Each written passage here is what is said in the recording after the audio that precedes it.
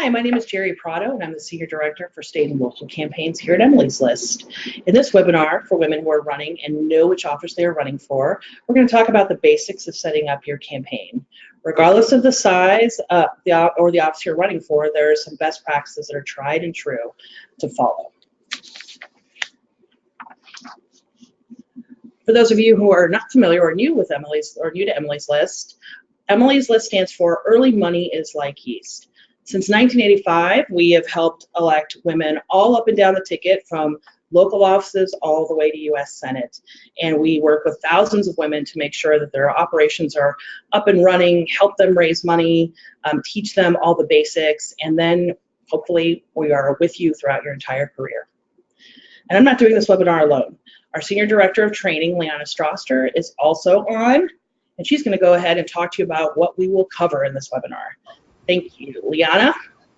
Great. Thanks, Jerry. Excited to dive into our agenda today. First, we'll cover welcome and housekeeping announcements, the books and setup, and then we'll take a formal question and answer break. So be sure to save your questions.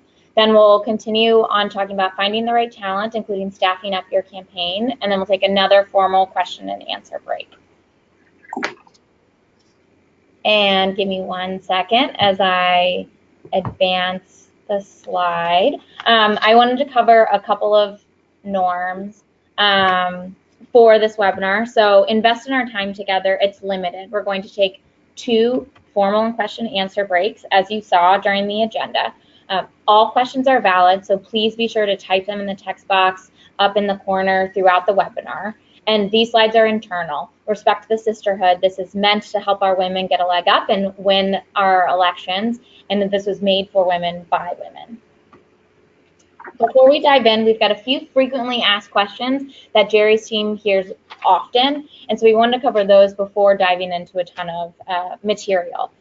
The first one that we've heard time and time again from women is, I've raised a lot, I've never raised money, and I don't have a lot of rich friends. So do I have to have a lot of money to run for office? Jerry, what do you say to that? Do I have to have a lot of money to run for office? No, you do not. And in fact, for us, the most important thing is, are you open to learning? For all of us, it took time. None of us did any job that we were in and had all the expertise that came with it. So I think it's really important for folks to know we can work with you on how to raise money. We have templates, we have tools, we have staff who do this, but really what it takes is willingness to look at your Rolodex, if you will, and your contacts and your family and see who will give you even just the bare minimum. And of course, there are plenty of ways to give, but it is important to know that you don't have to have a lot of money. You don't have to have huge networks of money in order to run for office, and we can help you do that. So please don't let that be a barrier to entry for you. We can work with you very closely on that as well. Yeah, absolutely. Second question that we often get is, do I have to have been involved formally in the Democratic Party to run for office before? The answer is absolutely not. Now, in some places, when you do run for office, you have to have a registered party, especially on the primaries when they're closed primaries. But for the most part, you don't have to have had any experience with the Democratic Party. Some folks have not been involved in politics, but are involved in their community in a variety of ways, whether it's with their church, with their school, their kids' schools. It doesn't matter, but you do not have to have had any formal role or be really integrated into a party in order to do this. Great. And the third most frequent question we get is, I've never run for office before, and so what exact experience do I need to run? That's a great question, and for us, it really is a passion to serve your community. Do you have ideas that you really think that your community could be better off for implementing? Are there needs of your community or let's say schools? Just a really clear idea of what you want to focus on, and I think hard work. This is. One thing is, it is going to be work to go out there and talk to voters about yourself. And you need to be able to do that and want to do that. Again, this is like anything. We can teach you to go out and talk to people about your message, but really, is there the willingness to want to go serve? So that really is the experience level that you need. And for us, it really is hustle, and I think a lot of the women, including yourself, if you're listening to this webinar, chances are you have that, or you wouldn't be watching this to talk about how to set up your campaign. Yeah, absolutely. Great. Well, thanks, Jerry, for those questions. We'll circle back with more questions later on. Thanks, Lena. Great. So let's dive into the books and the setup. In the early days of your campaign, there are so many different things. It's tough to sort of figure out where to start. It can be really overwhelming. But there are a couple of things that I like to give the analogy to sort of help think this through. Think of your campaign like a small business, because it is a business. The mission statement of the company is about, helping to make sure that we have a better community. And really sort of think about those early paperwork to help get the company up and off the ground. Think about how to become a legitimate entity. You'll need to file the correct paperwork, get all your ducks in the row before you can sort of get things up and off the ground. And a campaign is very similar. There are all sorts of different paperwork, setting up your committee so you can start fundraising, doing all sorts of different things, getting on the ballot to help you get up and off the ground. And then, of course, there's tied to all of this, there's the big budget. No business will start a company without having a rough budget of what it will take to keep the lights on, to pay the employees, to keep the paper in the printer, so to speak. So really sort of before getting started, thinking about that budget and what it's going to take to raise the funds to help get this moving. And first is really how to get on the ballot, filing. Know those laws and the qualifications. We have conversations with women all across the country early on as they're deciding between different offices to run for. And a piece of that is the candidacy requirements. Certainly, hopefully you meet all the candidacy requirements. I've heard of different levels of how many days you'll have to live in the district. I've heard as few as 30 days. I've also heard as high as 5 years. So it really varies depending on the office that you're running for and the state, and even sometimes as local as the county that you're running for. So making sure that, of course, you meet all those candidacy requirements before you can even file to get onto the ballot is first and foremost for the office that you're running for. And then really looking at how can I actually get onto the ballot. Each office has different rules, different laws, so you'll have to go. I recommend, spending some time early on, making sure that you understand how it is you actually have to get on the ballot. There are different rules for whether it's collecting signatures, for instance. Signatures, oftentimes there will be a minimum of number of signatures that you need to collect. And there will be rules on, the person must be registered to vote, for instance, in the district. Or, you cannot collect the signatures before a certain date, and they must be submitted by a certain date. Things like that. I've even heard on collecting signatures how you must use a specific color of the pen for the signature to be counted. So making sure that you know all the rules that it takes to get onto the ballot, whether it's the signature process, whether it's just simply paying a fee to get on the ballot, or some state and local Democratic parties will have caucuses to help you get on the ballot. It's really different, again, for what office you're running for and where in the country that you're running. So just keep this in mind as you're doing that sort of early research. Hopefully you know right now which process it is that you'll need to go through to actually get on the ballot. But regardless of which process it is, absolutely you'll need to know when the deadlines are. You want to beat those deadlines. You don't want to be running to City Hall with your packet of 10,000 signatures, 2 minutes before the 5 p.m. deadline. So make sure that you're planning everything out. You've got a process in place for whether you need volunteers to help you with this activity, or you need to prepare for something such as caucus. Make sure that you have completely mapped everything out for how exactly it is that you'll need to get onto the ballot. Along with that certainly comes compliance. There are all sorts of different rules, again, county to county, city to city, lots and lots of different rules that you'll have to make sure that you're following in terms of getting on the ballot, and different compliance laws. So we want you to make sure that the campaign is fully compliant, and oftentimes it's almost always having a treasurer. Sometimes this treasurer must be paid. Sometimes it's completely okay for this person to be I'll volunteer. It's okay, but really this treasurer is going to, have to be listed on your candidate committee, which will help you raise the funds that you need to get the campaign up and off the ground. But this person's also going to have to be really diligent. They're going to have to be good with record keeping, making sure that everything is being reported to the state or the local governing body for whichever office it is that you're running for. So, making sure that this person who you're thinking about, this treasurer, it's totally okay oftentimes for this to be, a friend of yours or, a trusted mentor, someone who can really help you. They don't have to be a lawyer. It's great certainly to have a lawyer friend or family member who's helping you sort of navigate this process, because all these laws and these regulations, they're posted on whether it's the local county website or the Secretary of State's website.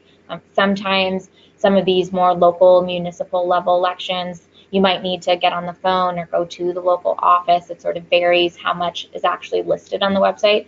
But all this information is going to be available to you, and so you'll be able to review this. And I do recommend reviewing it with someone who's a lawyer or someone who is familiar with the election laws to make sure that you're following all of this and being, again, fully compliant.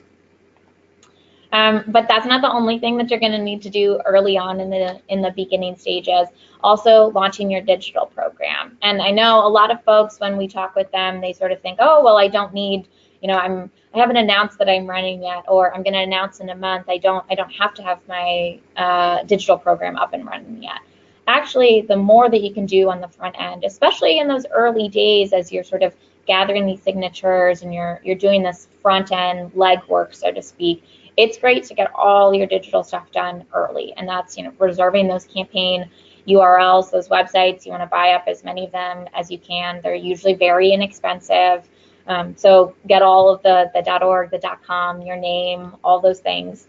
Reserve those. Get your website up and ready. You don't have to hit go live until you're ready to go if you want to wait until the day that you launch, for instance. But get it all set up. Get your social media accounts all prepared. You can set them to private before you set them to public, etc.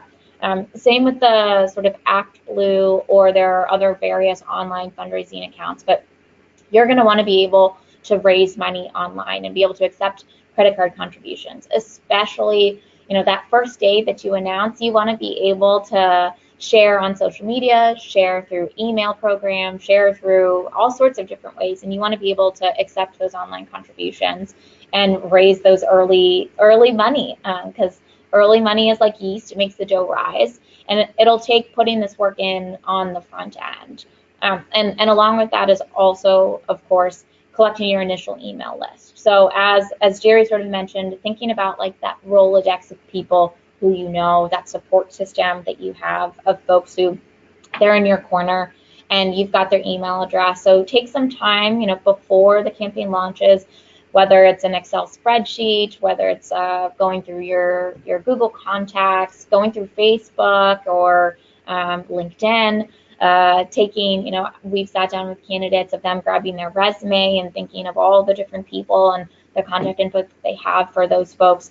Collect it all so that you have that initial email list. So just think, the morning that you announce that you're running for office, you've got, say, 200 email addresses all set up of your close friends and family, former coworkers, that you can hit send on the email, including that online fundraising link, and say, going to need to have your support as I endeavor in this exciting new opportunity. And then, of course, this last one here of cybersecurity. This is a day and age that, regardless of the size of your campaign that you're running, you'll need to make sure that you're thinking about how to protect you and the campaign online. And that's everything from small things, small, easy, and free things like setting up a two-factor authentication, or making sure that everything is completely secure, whatever it is. But just don't forget that. We've got some great resources that we give on the sort of questions you should be asking yourself in terms of cybersecurity, but make sure that you're thinking through all of this. It definitely gets into the next thing on your budget. That's something that you'll need to, on the front end, understand, how much money will I have to raise? Think of what benchmarks and goals that you're going to need to set throughout the campaign. How much did the person before you raise? Did they raise enough to be competitive, or they, barely raised enough compared to the person that they were running against, and that's why they didn't win. It's about being willing to do the hard work to raise this money that's going to meet the budget that you need, because this budget is about, the water bottles for your volunteers. It's about the paper for the canvassing packets, the website to deliver your message. If you have to do ads, it's all of these things. It's again, this is a small business, and you're going to need to get this business out there. And you'll need to really think through of this budget in terms of, when do I have to sort of meet these goals? When do I need the cash to be able to send out that mailer or to be able to do that advertisement? So really laying out and thinking through, the sort of when the need for cash flow honestly is going to be. That's going to be really important as you think about the budget. What does it look like? It's a flexible written document, Excel, but make sure that it is showing actually how much you've raised, how much cash on hand you have. This should be updated constantly. It should always be up to date, so that you, or if you have a campaign manager helping you, that they'll be able to know always how much money you have, because you're going to have to make some really timely decisions very quickly, and you don't want to sit there and wait a couple days to update the budget. You want to be able to just go and spend that money when you need to. And I know we keep talking about this budget, what exactly should it look like? This is a really sort of general budget breakdown for regardless of size of your campaign. Of course, if you are running an extremely, extremely small campaign, some of these things don't make sense, and you should take this as sort of like a guide. You'll notice the gray circle here, it's the largest chunk, that's your voter contact. This is showing that the majority of this budget is about reaching those voters to help get your message out there and to help win. Then the next, the sort of red slice of this pie, so to speak, is about staff and admin costs. These should be kept pretty low. If you are paying people to work on your campaign, really think through, am I paying a campaign manager and a field director? And, am I paying them both at the beginning? Am I bringing the field director on later on, etc.? So really sort of keep these costs low, but think about what are these admin costs that can sort of go under there. And then fundraising, an even smaller slice of this pie, after staff and admin, that's the fundraising cost to just help you raise this dough. It should not be a large chunk of your budget.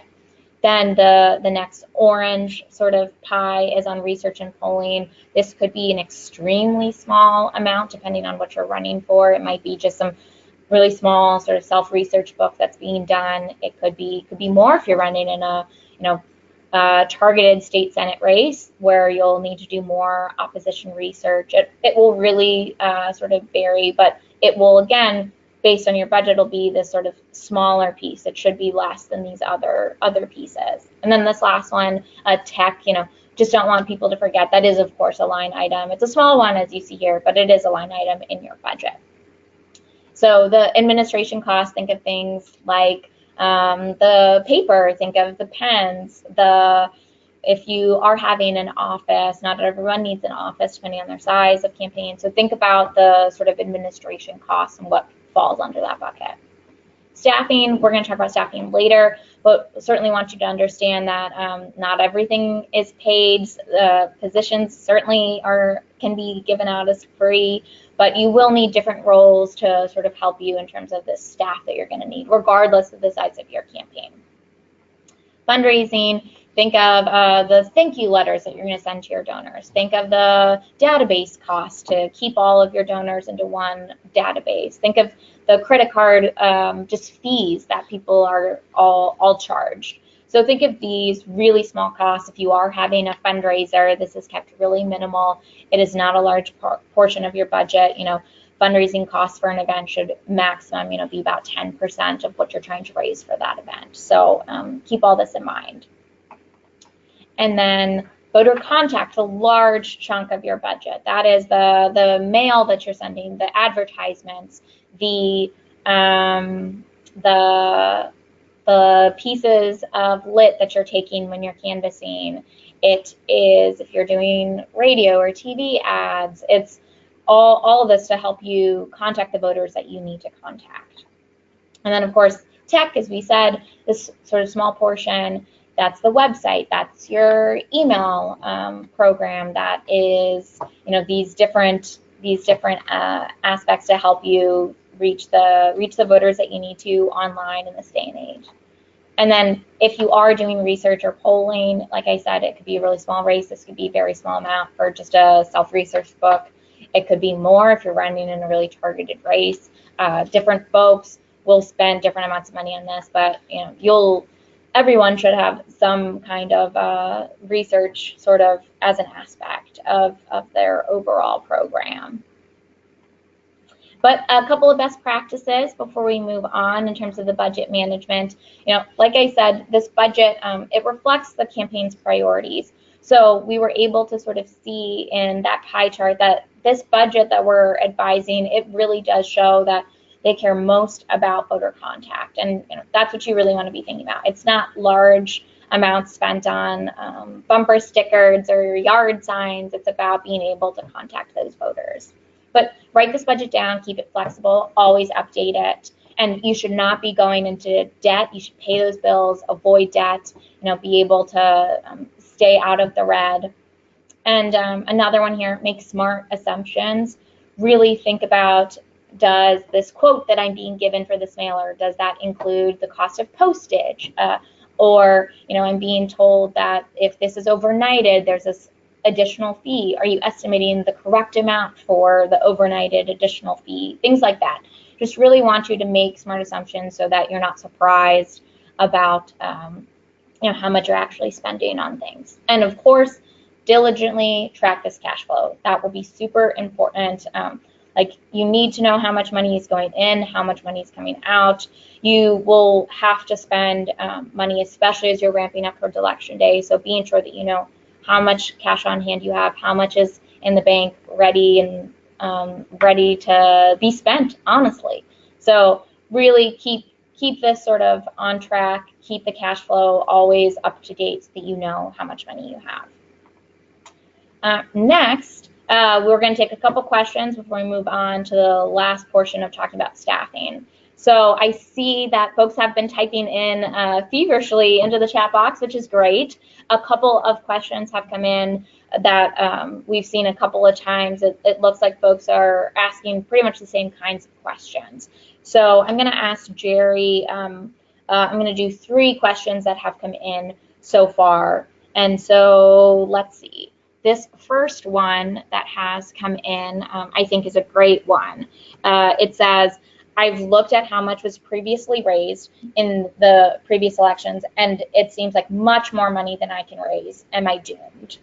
So Jerry, do you have any advice for this person who's a little bit shell-shocked as to sort of how much has to be raised? Sure. I know there's always some sticker shock at times. And look, every election cycle is different. So you're definitely not doomed. I can say that without knowing all the details. But what you'll need to do, and I think Liana talked about this, is really revisit what is the universe, what are the target voters that you really need to win, and then thinking about how you move your budget so that you're making sure to talk to them repeatedly through all the various means. And then in the meantime, just make sure you're going back to look at the income part of this too and see, are you making all the calls that you need to? Is there anyone left on the table? And don't forget, if somebody says no, doesn't mean you shouldn't go back and ask them again.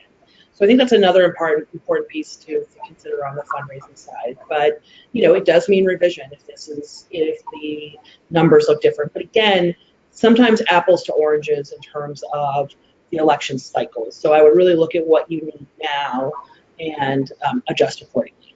Yeah, absolutely. So this next one, also along sort of the money lines here, do you have any advice for saving for the rainy day aspect of this campaign, of the campaign fund? The rainy day aspect of this is really election day. So, and not to make too much of a joke, but really what you want to make sure is that all the money that's coming in, you're spending as little as possible of it until you actually need to communicate with voters and as it gets closer to voting day starting. And I say voting day starting because some states have vote by mail, which starts earlier than on election day. So what you want to make sure is no matter what, you are running a lean, mean operation, that you're not spending, all of your money on signs or all of your money on, if you will, pieces of, let's say, nail files with names on it, which, by the way, it used to be a thing way back in the day. But make sure that you're actually holding on to that money so that you can communicate with voters en masse, which is going to be the most important thing. Mail, digital, if you have the type of budget, then media. But so the rainy day fund really is saving as much as you can until you're absolutely ready to start talking to voters. And I should say sustaining that type of communication through election day. Yeah, great. And of course, another question along the lines of fundraising. I'm this person said, I'm still working a full-time job and getting my state Senate race up and off the ground. So when it comes to fundraising, what is the best use of my time, my limited time? Sure. I think the best use is always call time, because call time, you're making sure that you're connecting directly with people that are hearing your voice. You're going to talk about your race, and you can reach the most amount of people by the phone. Now, of course, there are times where you might have events, but by and large, you're going to have far fewer events than you will call time. So especially if you have a condensed schedule, just sitting down and making the phone calls and touching base with folks and asking them for money, and again, going back and resoliciting is going to be a really important use of your time and probably the most efficient. Okay, great. Those are all the questions for now. We'll keep moving on and we'll circle back with more later on. Thanks. Next is on finding the right talent, staffing up. We get this question a lot in terms of getting this campaign up and off the ground. And so, want to switch gears and talk about this team that you need to build. And not everyone needs to be paid depending on the size and scope of your race, but you are going to have different roles that will absolutely 100% need to be filled by different people. You, the candidate, cannot do this all. Your name might be on the ballot, but this is a team effort. So really thinking about that team, the staff, the consultants, if you're bringing on consultants and volunteers, the staff that you'll be bringing on, it again will range very widely depending on the race that you're running for. If you're running in a large race where you'll have a lot of formal staff who are being paid, that's great, but they'll still also need volunteers and consultants. But you might be on a much smaller race where if you have, maybe one staffer, they're wearing a ton of different hats and doing lots of different things. So really, take all this advice and figure out how to best apply it to the race that you're running. But the staff, we get asked, where can I find the staff to hire people who have been involved in campaigns? Absolutely, you should look at folks who have worked in that area, or other folks who you can get in touch with who have worked on campaigns in the past. A lot of people go from campaign to campaign. They love it. It's a great opportunity to grow a skill set and to help change the world. So look to people who have worked on a previous campaign to see if you can hire them on as your staff.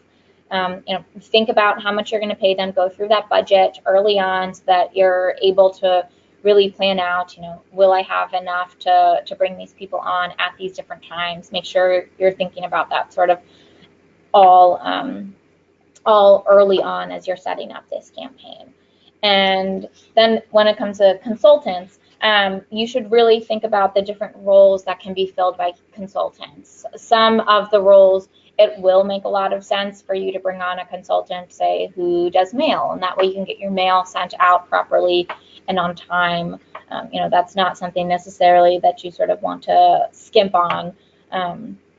But a general consultant, for instance, who just sort of offers pieces of advice, that's probably not someone that it makes a lot of sense to bring on in a formal paid position. You can have what we like to call kitchen cabinet members, but those are not necessarily consultants. Kitchen cabinet is the people who you have trusted advisors, people who know you, they support you, they might be involved in the local community and be able to give advice on how to run a great campaign.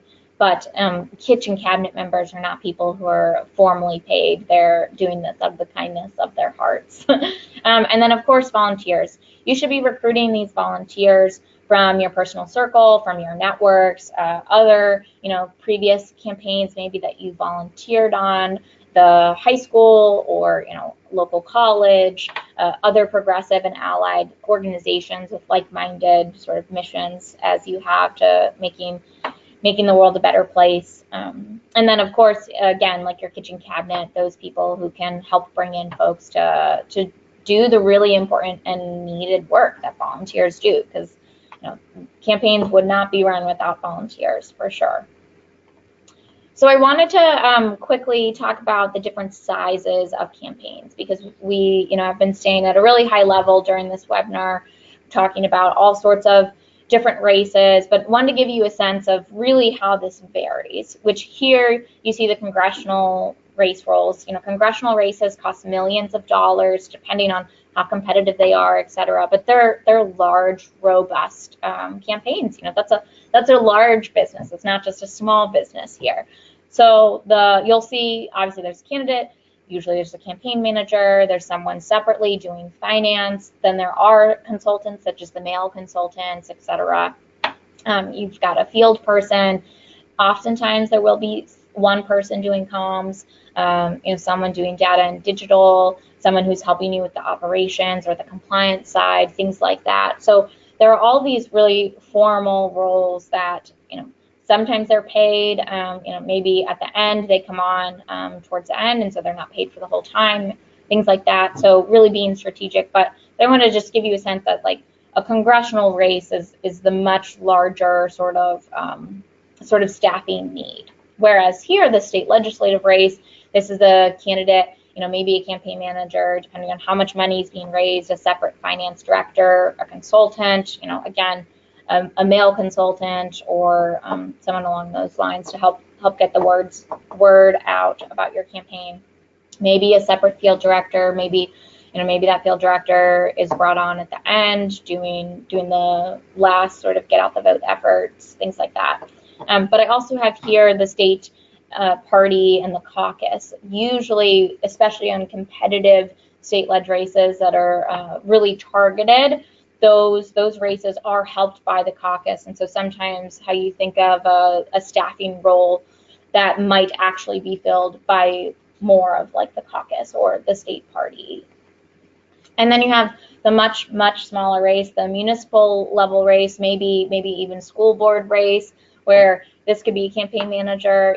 I've talked with women who their campaign manager they've started as an intern, and then they hired towards the end as more money was coming in, and brought this person on to really help manage all this stuff, including the volunteers.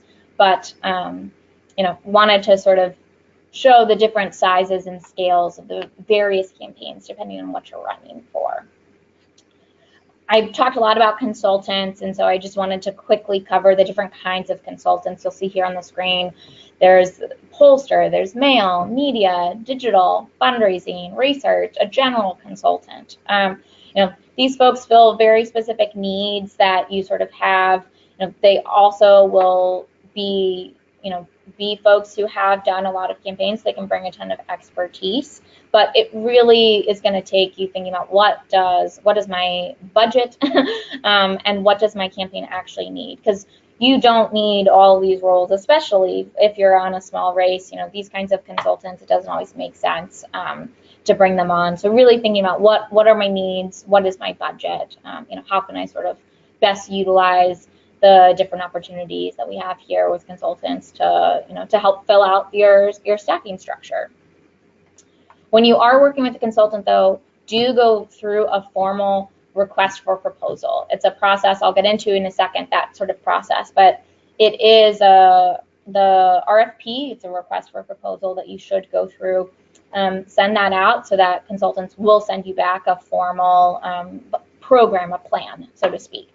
And you want to go through and interview these people. Don't just hire without interviewing, without seeing samples of their work. And once you bring them on, bring them together on a regular basis to sort of discuss your race. If you have multiple consultants, you want to sort of have hive mind, bring folks together, ask them for advice. And don't hire a consultant who asks for a retainer fee up front. You'll see through the RFP process that they should not be asking for that. So in terms of how do I get this RFP, this request for proposal, how do I go through this?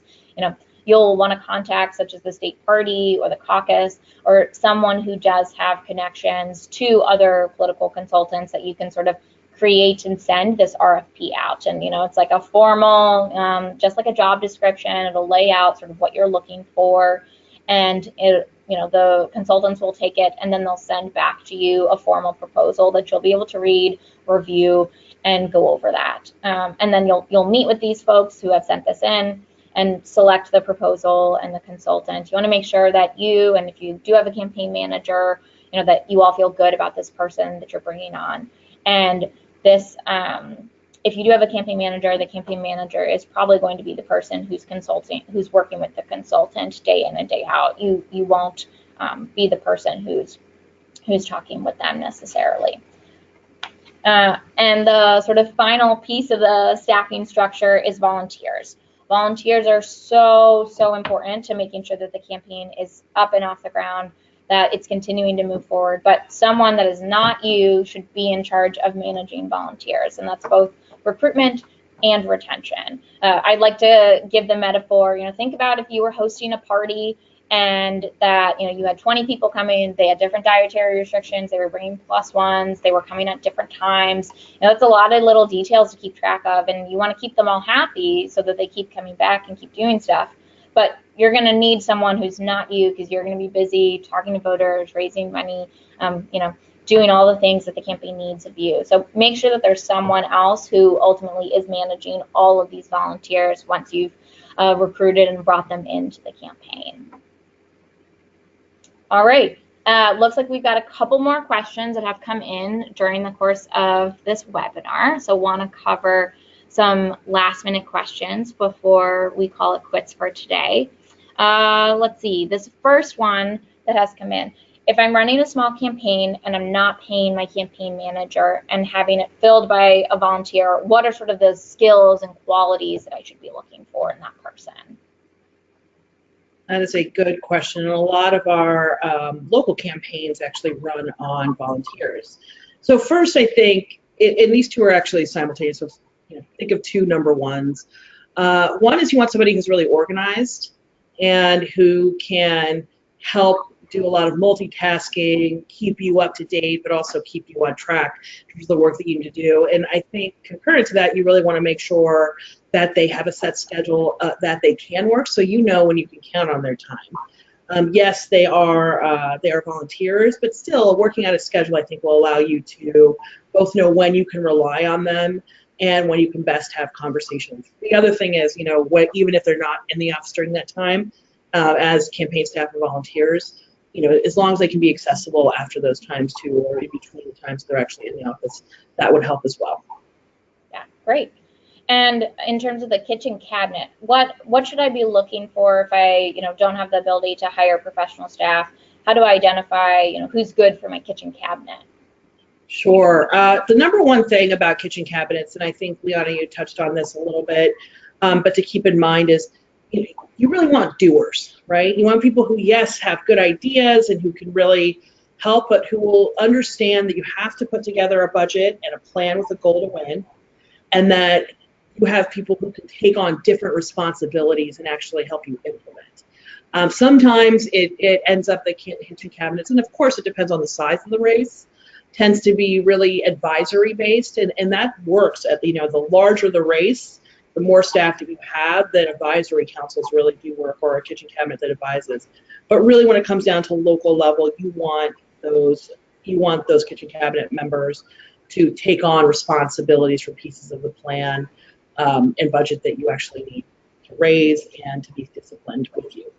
Yeah. And of course, you want a group of people who are going to be honest with you, but in a constructive way. You need to hear feedback, and people who want to make sure that you get better, but also are going to be your support system as well. Yeah, great. This next question: what percentage of my fundraising sort of budget will I need to raise before I get on the ballot? Well, there are a couple things, and you need to check every law. In some cases, you cannot raise money before you get on the ballot. So you really want to make sure to look at the laws that way, or make sure that you're doing something according to what is permissible in your state, and then permissible for specifically the office that you're seeking. So I would check that, number one. And then the second part, if you can raise beforehand, look, I think it's never too early to start raising money. So I wouldn't even necessarily look at it as, here's a certain amount I need to have before I get on the ballot, unless you're planning on doing some big rollout. But really, it's just start raising money. The big things around press, though, is when people are going to want to see, how hard you're working for a specific office, might be around filing deadlines, meaning compliance filing deadlines. So when you actually say, here's how much money we have on hand. So for that, usually people want to do a huge fundraising push towards those deadlines, which is a little bit different than before you actually get on the ballot. But again, like anything, make sure that you're checking to make sure that you're doing this within what is permissible by the law and the campaign finance regulations for the office you're seeking. Yeah, absolutely. This next question. So I've been having trouble getting help from people who are actually really close to me. Before I decided to run, I had all these people in my corner, but now they're not returning my calls or showing up to my events. What advice do you have for these people who I thought were in my corner? Sure. And because they're not showing up doesn't necessarily mean they're not in your corner. Sometimes it's the people closest to you probably think that you kind of have this covered, or they're living busy lives. And so I think making sure that you're putting a very pointed ask to them, saying, I know you're busy, I really could use your support, could you please come and do X for me? And I think leaving that message, if you're not getting a call back, making sure that you're reaching out. And look, if for some reason they're not getting back to you, and it is somebody who is family or one of your best friends, could be there's something else going on, but I really would reach out and say, look, I really do need your help. I can't do this without you. I think making sure that you're frank about that is important. But again, be just like you and anyone else, people lead busy lives. This probably isn't the only thing that's going on for them. So the more specific you can be in your asks and what you need of them, I think is really important. Sometimes I think it's really easy with folks. I know with me, with my best friends, like, hey, do you want to go to dinner sometime? That's very different than saying, can you go to dinner on this date to do this? Like, I think something like that kind of helps people plan for it as well. So I would be very specific about your needs, and don't be shy if it's something that you really believe that you need on board to have a direct conversation with them. Yeah, great. And then this last question, all we have time for, there are a lot of folks in my community, people who their support would be really big for me. When should I start talking to them?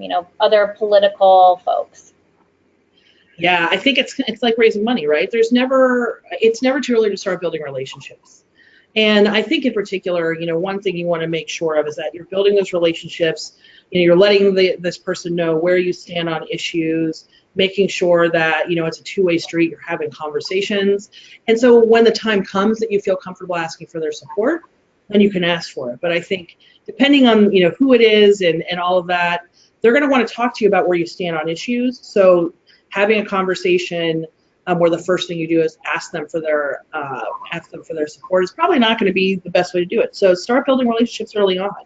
And, you really want community feedback. And in particular, yes, get people who are leaders in their community. I think it's always good to hear them because they're always talking to a wide group of people in their own constituents. So start early, build relationships, and never take for granted that somebody that you're not going to have to work for somebody's support.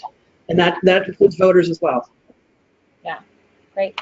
That's it for questions. A few key takeaways, though, I think you have, Jerry.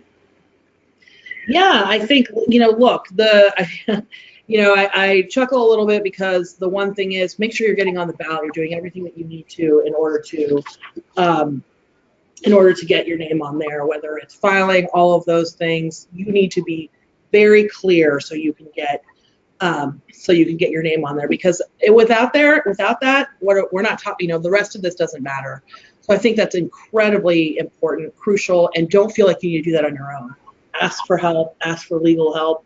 That's incredibly important. The budget, look, the budget is a roadmap to how you're going to win. You have your plan, which is 50 plus 1, or depending on whatever race you will, it might just be getting the majority of the votes. But whatever that number is, that goal is, your budget and your plan is working backwards from that and how much it's going to cost to actually talk to that number of voters over and over again to get your message across and be persuasive or motivate them to turn out.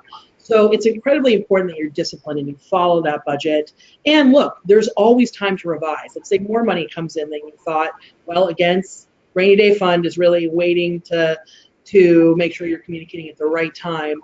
Or let's say you're falling short of your goals for a variety of reasons, which can be outside of your control completely. Make sure you're also looking at the cash flow so that your budget is matching up with your income. So you're not looking at spending unrealistically, and then by election day you don't have the money that you need. So I think the discipline is really important, but also remember to continually check in to see how the budget is matching the income. And then the last thing, which I think all of us, who tend to do this work, whether you're running for office or really motivated to help a woman win, is that sometimes we don't remember to stop, take a breath, and ask for help. Not only help in terms of money and volunteers, which is incredibly important, but also ask for advice, ask for support. All those things are going to be incredibly important. I am sure there's a group of people around you who would be really excited to see you in office and believe that you're the right person for this job. So don't be afraid to get a team on board there for your own support. But then lastly, make sure that you have a team, whether it's staff or volunteer or consultants, who really are there for you. That they're not there, just for the transactional piece, but they're really there to make sure that you win and that they're committed to your cause and committed to your candidacy. So getting the right team on board is second to none. Yeah, great. That's all we've got. A special thanks to our funding partners who helped make this webinar possible. And make sure that you check out the Emily's List Training Center. That's trainingcenter.emilyslist.org. There are lots of templates. There, as Julie was mentioning, there's different papers that you can download. There's lots of advice, different plans, programs. But really sort of take advantage of that online. You can go in at midnight, at 3 a.m., at 6 a.m., whatever time works best for you. You can go in and sort of access all these tools that we have. But thanks for joining today's webinar. Hope you enjoyed it and found it useful as to the ABCs of setting up your campaign. Thank you.